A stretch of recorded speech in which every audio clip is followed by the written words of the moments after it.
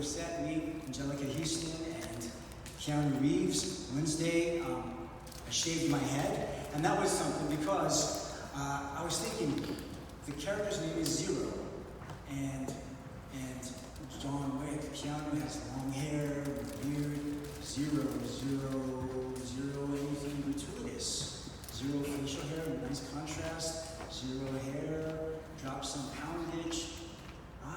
So I asked Chad, I said, do you mind if I shave my head? And he says, you want to shave your head? I said, I do. He says, let me think about it. This was on Wednesday. He says, come back in an hour. Come back in an hour. He says, you still want to shave your head? Yes, sir. Shave it before I change my mind. So I went and shaved the head. And on Thursday, I'm shooting my first scene. So I did not have preparation other than, lots of life. And, or this, okay. So, how's this in the movie Get Out? So this is the Continental VIP Lounge area, right? Sharon, Lance Reddick, rest in peace. Wonderful guy.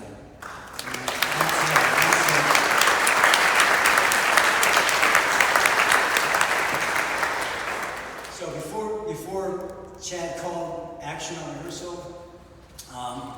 he's over there down Loungetown, everybody's looking at the camera screen, the screen for rehearsal. Keanu says to me, hey Mark, you want to go first? Do you think?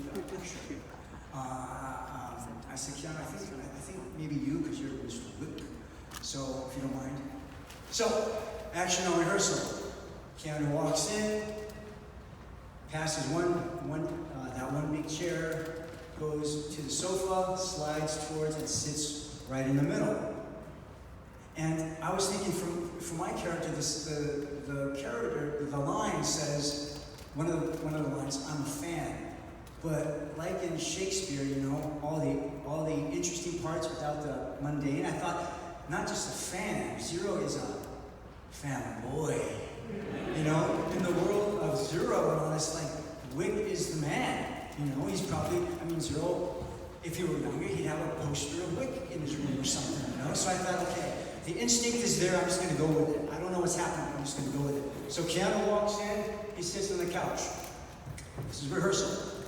Zero, I walk in, chair, and any normal person with real sensibility and manners would just sit there and give some space. But I thought, well, this is Zero's one and only moment to be alone with Mr. Wick before something happens, right? And it's a safe zone. So, and I didn't tell Keanu what I was going to do. I pass the chair, and I come inside the chair, and I stay there for just a second, and Keanu's looking at me like, what's he doing? And then I start walking towards him, and the sofa's here, there's a little table, and then I start walking over like this. Like this. And you can feel Keanu's like, what is he doing? What the F is he doing? Because we don't know each other yet, right? And then I intentionally put my bum on his shoulder like this, and I slide my bum down his body, and I sit right here. And I have the first line, so Keanu can't do anything. And he's looking at me, and I can feel the energy going. But then he's also trying not to laugh. And finally he realizes, I'm not going to move, I'm just taking all this energy in, because this is Mr. Wick. It's finally Keanu slides over, moves into the other chair, I slide over, and then I start my scene. I start my lines. We do the whole scene. And then Chad calls cut on rehearsal. Keanu starts cracking up and drops some F-bombs and says, that's too funny, we can't do that, right? And I thought, this is where Mark gets fired. Chad comes back in, he's not smiling, but he says, not the way we saw that, but I like it, let's do it. I get to work. And that's how that scene kind of came to be, is with Chad giving us the space to try things, and Keanu being the professional, just being open to whatever, So it's really a joy when you get to work with artists like that have an idea but are open to other people's collaboration, And even if they would have said, no, we don't like that, let's go the other way, that would have been fine with me. Just the fact that they gave us a safe space to work, so appreciative. So Scott, first off, that physical transformation transformation, was that your idea or was it Chad's? Wasn't my idea. First of all, I just want to say, it is amazing for me to properly meet you, Mark Dacascos. There are many martial arts action stars that I've watched as a teenager, and that inspired me to do what I do today. You are one of the very best to ever do it, my friend. You gave me so much inspiration.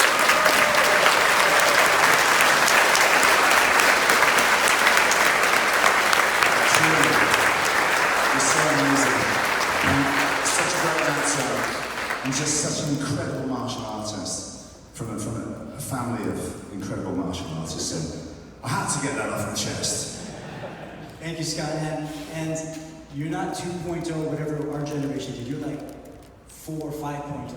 Ah, man. You're brilliant. You're legit. You're brilliant. We know that. Brilliant. Thanks for the call. Like playing this character of Killer, what was it like, the transformation? You said it wasn't your idea, it was Chaz's idea. Also, what was it like doing what your fans have come, the audiences have come to expect of your brand of action, doing this in the bodysuit with that? How restrictive was that, and what did it feel like to actually have to work in that way?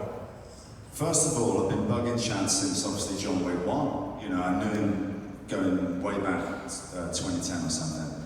And when John Wick 3 was happening, Mark Dacascos is in this one. I want to be in this movie, man. And I was like, God, come on. Asking him all the time. So eventually, John Wick 4, he says, Scott, do you want to be in John Wick 4? And I'm like, yeah, God, you know I do. I want to be in all of them. He goes, okay, I've got a part for you, but there's a catch. And then I didn't hear from him for 3 months. And I'm thinking, what's going on? What is this catch? And am I still going to be in the movie? A bit similar to you, really.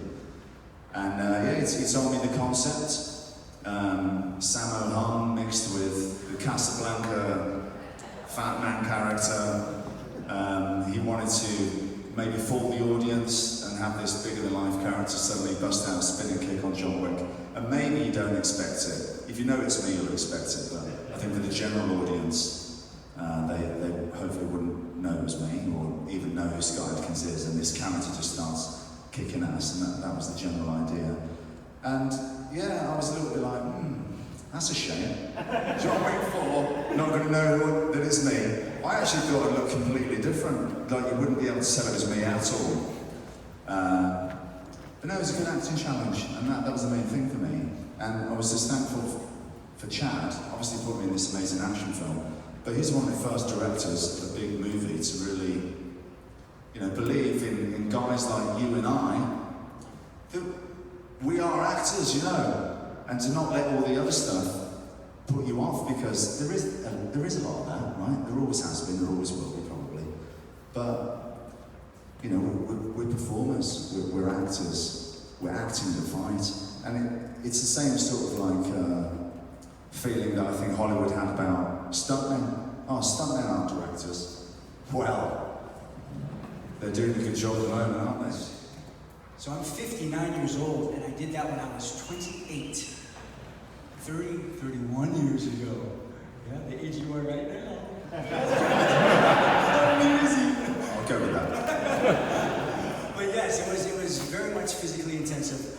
And the way that movie came about, very interesting. I found, it's again, the energy you put in life oftentimes comes back. I had heard about Cupwood, I'd seen Cupwood as a teenager, but never did a class. And then a good friend of mine, Earl White, I was, I had just finished American Samurai, and I just... Love that one too. Thank you, sir. I was waiting for that. I was just checking this out. No, I just needed something different in my life in terms of physicality. My parents were both Kung Fu teachers. So he got me to go to Mestre Ahmed, who had a capoeira at school in Santa Monica where I was. I went down there, parked my car. As I'm walking up, you hear the berimbau and all the singing, and you felt the energy before you even entered the school. You felt this positivity. And then you walk in, I walked in and I saw, these people flying through the air and these legs spinning around and faces looking at me upside down because they're in their handstand and stuff, you know, and my son is like, come in. I'm like, okay. I joined that day, and that was, I believe that was in November or something. And I hadn't heard about the movie Only the Strong, so this was just on my own volition. I wanted to change something in my life, and I did that. So I started training, and then 3 months into learning capoeira, I got the phone call about this audition called Only the Strong. And then I auditioned for it, and I got the role. And then for the next 6 months, Sheldon Lettich, the director Sheldon Lettich, really wanted me to put some muscle on, to bulk up. So I worked with a professional, weightlifter, bodybuilder, and I was eating, twice as much as I usually eat, and I was spending twice as much time in the weight gym, plus doing my own martial arts, and then doing capoeira once or twice a day with Amin Santo, who is still my good friend and my one and only capoeira teacher. So for 6 months we had the training, maybe a little bit longer. Were you practicing gymnastics at the same time as well? So the gymnastics, I was practicing on my own, but I was on a gymnastics team when I was 19 years old. Just for 1 year, I was self-taught. I never had any formal training. I originally wanted to be a monk, so the acting thing is just, I'm still surprised that I get to talk with you, and I'm with you and I'm on stage here, because from Germany, when I was 17, I moved to Taiwan to be a monk. So long story, but I loved martial arts and I loved gymnastics, and I never had. Sensei Isaac. Yeah, no, for me, I was lucky because I started in Hong Kong. I saw how the Hong Kong guys shot action, and then I went, my first American movie was with Isaac, who shot the Hong Kong action way, and so that was how I learned to do it, and I still consider that to be the best way. And yeah, I remember Special Forces coming out, worked so hard on the movie, and then I went to Blockbusters I was in America doing some auditions, and Special Forces came out, and I went to Blockbuster Video, and I'm like, where is it? Where's Special Forces? Oh, there it is. Is that it? Okay then. That didn't work out. So, we may have to go 6, maybe 7. And Kadim was all in, and I was all in. So we come every day, and sometimes we had 2 units shooting at the same time, drama and the action, and we would just go back and forth, and in between, if we weren't needed, instead of going back to the trailer to save 5 or 10 minutes, just stay on set somewhere and pull one of the crash mats on the side and just sleep. We had maybe 3 million, a 6 or 7 week shoot, and almost everything was practical, meaning real life, no CGI except for, I think, when the mobile home gets exploded. But all the fight scenes, and Yuji Okamoto and Koichi Sakamoto, who Scott talked about, he is the head of Alpha Stunts, incredible stunt team, and these guys were just, I call them poison tasters. Koichi would come up with something, and then I'd say to myself, does that work? And then he'd say, he'd call somebody over, no, try it! I'm like, oh my gosh. Can you do a butterfly twist and then land on a pipe like that on your back? Gosh. They wouldn't even think, how do we do this? Okay, let's go. And they did it, and they survived. It's crazy. It's crazy, but yes, we were working around the clock. On one of the scenes, we didn't have enough money for a foam club, so we just used a real one with the spikes. And then on one of the takes, that club, I hit the hand, and the club goes flying and hits me in the head, right? And Scott and Steve called it cut, but he goes, "Oh, I wish I would have kept the camera rolling. See the blood." I'm like, great. So, packing on that size. And what are your strongest memories from that time? I know you've talked before about it being much more physically tough on the joints and everything, carrying that much weight, because you're both, lighter, slim guys, to put on that much weight for the fight scenes. And are those still some of the toughest films that you've made? Yeah, well, that's the thing. When you were bulking up for Only the Strong, it must have been, 28 helps, right? I was 27 when I did the first Boyka. But when you're doing the somersaults and everything, it's a lot more weight on the joints, isn't it? And yeah, even just a couple of pounds makes a difference, landing it. Knees, Achilles. Yes, boom, So, it's a bit harder to do all the flashy kicks, but important for the character. The real decision to get that big, really, as big as I could, was Michael John White, because he's massive. And I thought, well, he's the good guy and I'm going to be the bad guy. How am I going to be intimidated next to him if I look like this? So I did my best to pack on the muscle. You still do the and how to voice? keep it up for the other movies. You still do the voice sometimes, just out and about? Sometimes. When I'm really upset with somebody, I don't like vodka, and I get ready to destroy them! How to Return film, you were producing it as well and playing this character. So how did you tackle that, and what gave you the idea to actually, that this would be a suitable character for you? I just loved the comic book as a kid, and I always thought it would be a great film, and nobody had done it. And I secretly had, the idea, oh man, maybe one day I could play this guy.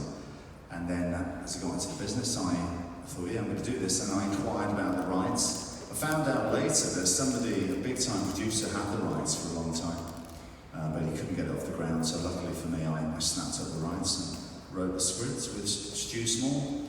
And we've made 2 movies. Ray Stevenson,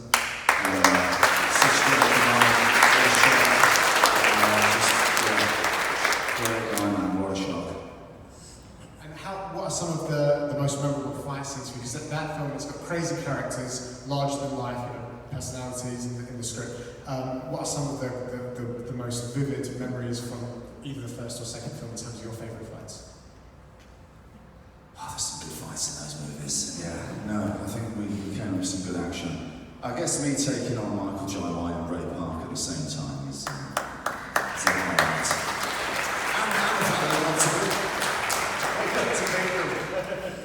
Because in real life, I think maybe Michael J. White would kick my ass. Maybe.